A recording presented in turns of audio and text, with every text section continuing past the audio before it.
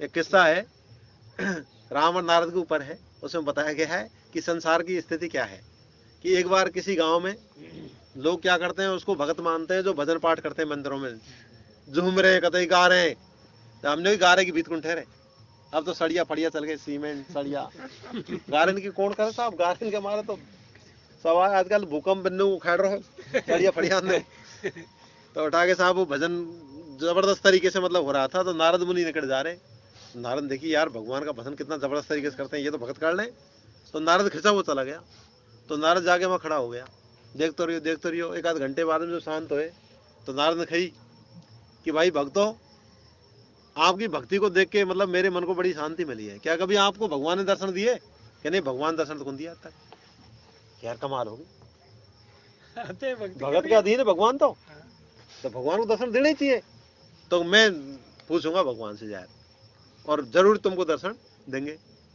उठायर साहब नारद मुनि में पहुंच गए। उन्होंने जाके भगवान से कहा कि भगवान जी आप कितने बेकार हैं, वो फतेह गांव में ऐसे भगत है मैंने आज तक नहीं देखे, और आपने आज तक दर्शन कौन दिए मेरे को? नारद तेने कहा देखो मेरे को कौन सी भक्ति देखी तेने गाय बजाई की भक्ति देखी उनके ऊपर से क्या? और महाराज का चाहिए भक्ति? अरे मैं पड़ गया चक्कर में, मतलब तुझसे पहले मैं भी जा चुका हूँ वहां। मैंने भी उनको जब ऐसे देखा ना तो मैं भी खिंचा हुआ चला गया। और उन्होंने क्या है मतलब हमारी मूर्तियां बना रखी थी पत्थर की, और मूर्तियों को ही अपना सब कुछ मान के वो भजन कर रहे थे। तो उनका भजन खत्म होते ही मैं उन मूर्तियों का खड़ा हो गया और मैंने कहा भैया तुम्हारी भक्ति से प्रसन्न होकर मैं सोच राम तुम्हें दर्शन दे के लिए आ गया हूँ, इसलिए तुम इनको बंद करो और मेरे से करो संपर्क। तो ये जूत लगाए बड़ा भैरू प्या हमारे भगवान की आलोचना करता है साला। ये राम थोड़ी हो सके, राम तो मेरी है जिन्हें भैया मेरी जूत मतलब खोपड़ी का तो सुन कर दी देते। बच्चे को जब कोई खिलौना दे देते ना आपा, जब खिलौना सब कुछ मैंने बैठा था मैं छोड़ा कौन। तो इस प्रकार से नहीं, तू भूल में है, असलियत को नहीं पहचानते ये लोग। आज देख लो आप, यदि किसी मंदिर में तोड़ फोड़ कर दी जाए तो हजारों आदमी मर जाए। सचमुच के राम के ऊपर गणेश चला तैयार, भाग नकली के ऊपर। नकली कितनी पूजा है।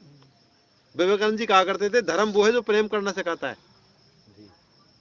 वो धर्म नहीं है जो आपस में लड़ाई झगड़ा करवाता है। तो आज देख लो मंदिर मस्जिद के ऊपर लोग मरने को तैयार, तो धर्म नहीं अधर्म है भाई। धर्म तो प्रेम का नाम ही है, प्रेम का नाम है। इंसानियत ही सबसे पहला धर्म है इंसान का, उसके बाद ही पन्ना खोलो गीता और कुरान का।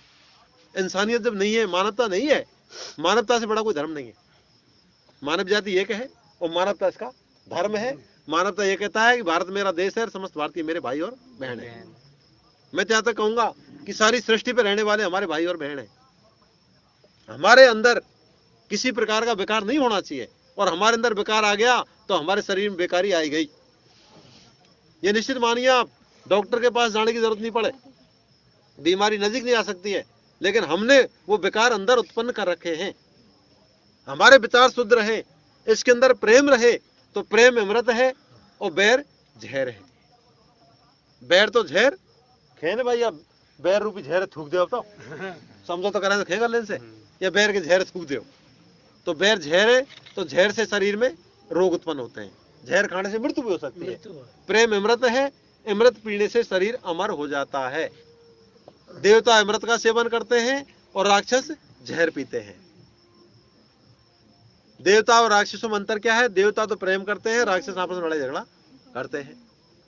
राक्षसों की प्रवृत्ति तो कैसी होती है? अब राक्षस क्या चीज है? राक्षस प्रवृत्ति का ऐसे बनी खान पीन से। शराब पियो, एक तो शराब पीता है, एक दूध पीता है। शराब पीने वाला तो गाली गलौज करेगा, दूध पीने वाला गाली गलौज नहीं करेगा। जिसको आत्मा से ज्ञान है उस चीज का, पदार्थ ही बोल रहा है साहब। जैसे खाएगा अन्न ऐसे बनेगा मन, ऐसे बनेगा तन। तो हम कहिए कि अपनी मेहनत का, अपनी मेहनत से जो कमा के खाते हैं उसका रस बढ़ता है, और फोकट का खाते हैं उसका विष बढ़ता है। तो उसमें लोग किस्सा तो कहते हैं। एक बार एक जगह किस्सा सुना रहे, हम बैठे वहां, तो क्या सुना रहे वे कि साहब एक बार भगवान राम और नारद मुनि जंगल में जा रहे थे। तो चलते चलते भगवान आगे आगे, नारद पीछे पीछे। तो नारद ने क्या है, बाजरे को खेत देखो। तो बाजरे को खेत देकर हम बैल पकड़ी जब मन कर गो। तो नारद ने मामे 4 बैल तोड़ ली और 6 कर माने खाली 4 बैल। और उठा के राम ने जब नजर पड़ी पीछे को रहा, नारद तो पीछे को रहेगा, देखो तो कुछ खा तो आ रहा हो। अरे नारद मोड़ो के चल रहा है, ईश्वर कर्जा कराया कोई को कि नहीं नहीं भगवान ऐसी कोई बात नहीं है, खेत में 4 बैल तोड़ी मैंने तो। अच्छा तो तू मेरे को ये बता, तूने 4 बैल तोड़ी तो 4 बैल में कितना बाजरा होगा कम से कम?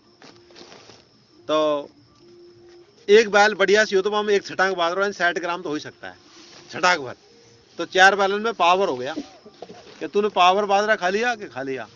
अब पावर तो नहीं, या जमीन में बो दियो शरीर रूपी में, या बाहर बो देते तो पावर बाजरे को जमीन में बोया जाए तो कितना हो जाएगा? 1 कुंटल करीब हो जाए। और 1 कुंटल बोते हो तो और एक बहुत और बहुत बोते तो और एक हो कबाड़ो, ये तो बहुत बड़ा अपराध होगा। मतलब ये तो बहुत बड़ा कर्जा कर लिया अपन ने।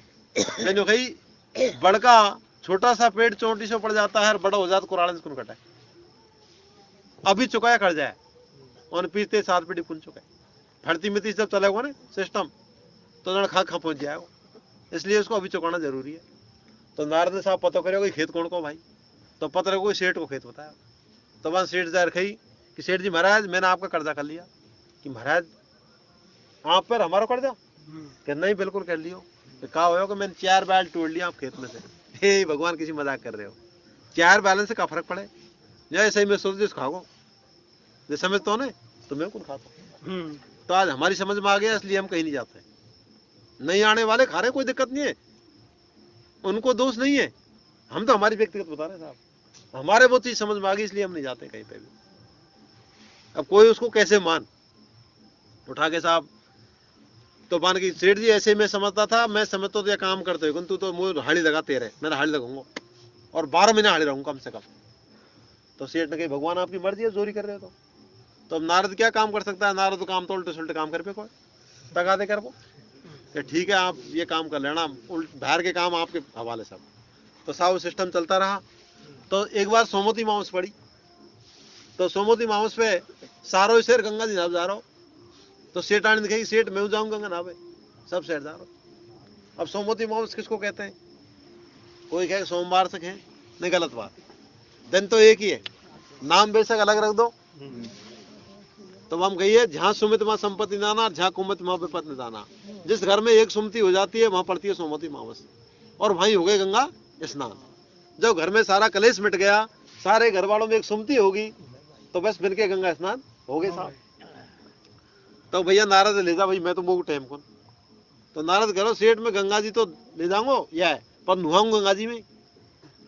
और खानुआ नहीं, गंगा जी में नुहाऊंगा। क्या ठीक कोई दिक्कत, नुहा लीजिए भाई। अब साहब वे सबके सब वहां पहुंच गए। तो गंगा जी पापिन के डर के मारे डबरा में घुस गई। जहां पे जाना गंगा जी में कौन जाए? पापी। भाई कोई पूछ लो गंगा जी में कौन जाए? पापी पाप कर जिसके पाप काट जा रहे भाई। तो गंगा जी में पूरे पापी छोड़े में साहब बात, कोई भरम थोड़ी है हमें। भाई गंगा जी में कौन जाए जो पाप करे थे? पापी जाते हैं अपने पाप काटने के लिए। तो पापिन के डर के मारे गंगा जी एक डबरा में जा घुसी, और उसका ज्ञान किसी को नहीं, केवल नारद को था ज्ञान। तो हमारा कहने वाला है बड़ी धार छोड़ के छोटे रूप में पहुंच गई। तो बड़े जो बाबा जी बड़े बैठे ना गुरु आसाराम रामपाल सर के जेल में पहुंच के पूरे, मतलब बड़ी रूप में जो कोई भी है, हमने बड़ा रूप धारण कर लिया तो हमारे पास में वो शक्ति नहीं ठहर सकती है। बड़े पेड़ जड़ से उपड़ गए, नेपाल में भूकंप आया, ज्यादा ऊंची मंजिल बेजर नष्ट हुई उल्टी। तो साहब कैसे रानी गंगा जी तक उन्हें तय तू तक हजारी है कि नहीं मैं तो दुनिया नहाएगी मनाऊंगी। तो आप देखें संसार के संग रहना सही है साहब, कोई का अकेले किस करें। मुझे परमेश्वर राजी मारो चा जगत उठ जाए सारो। तो बाने साहब सेठानी जोरी छुटार पड़ दी डबरा में, क्यों उसको ज्ञान था उस चीज का। तो उसमें यह भी कहा है यदि आपको ऐसा लगे कि आपकी संतान बिल्कुल गलत रास्ते पे जा रही है तो वहां आप शक्ति भी बरत सकते हैं, अच्छाई के लिए शक्ति का प्रयोग कर सकते हैं। जाड़ेन में जब घी को निकले तो गर्म पानी वहां में दे दें, सर्दी में दही में से घी नहीं निकल पाता है तो तातो पानी देने की जरूरत पड़े, तातो पानी वहां में दें, लेकिन उसमें से घी निकालने के लिए दे रहे हैं, उद्देश्य गलत नहीं है। तो साहब सेठानी ने अपने सारे कपड़े उसमें बंद करके पेटी में, और नहीं सेठ से शिकायत करूंगी, निप्पू तो खसा दियो, सब दुनिया गंगा जी में नहाई है और मैं डबरा में नुहाई हूँ। तो उठा के साहब माँ सेठ से गई, सेठ ने कही अरे नारद अरे देख तो सरी सबूत क्या है गुड़ा, क्या देख भी कपड़ा।